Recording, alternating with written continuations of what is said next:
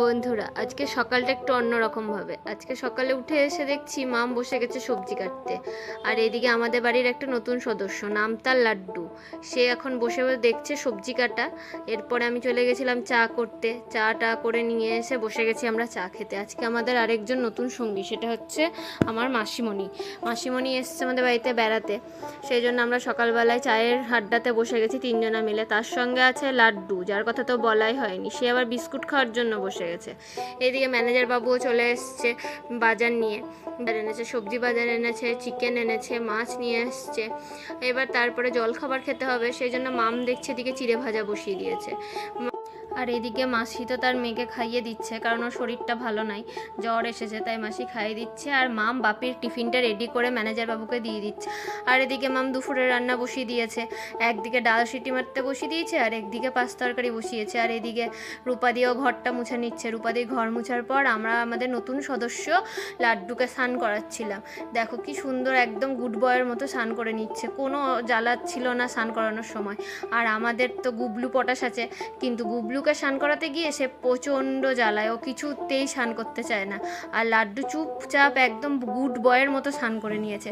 ওকে স্নান করানোর পর আমি এদিকে চলে এসেছি রান্না করতে। এদিকে রান্না করছি, আজকে রান্না করব চিকেন। দেখো চিকেনটা আমি কিভাবে রান্না করছি।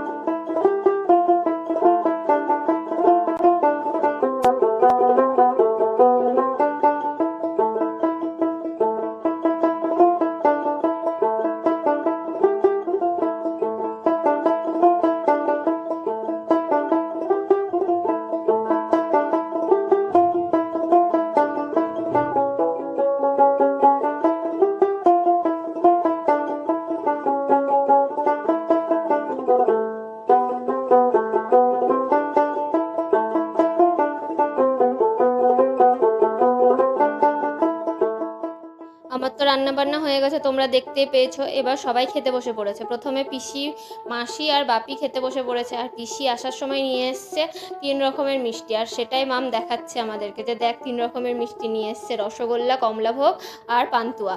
আর এই দিকে এই যে ননদিনী আমার, সে শুয়ে শুয়ে ল্যাদ খাচ্ছে আর ফোন দেখছে। আর এরপরে খেতে চলে এসছে।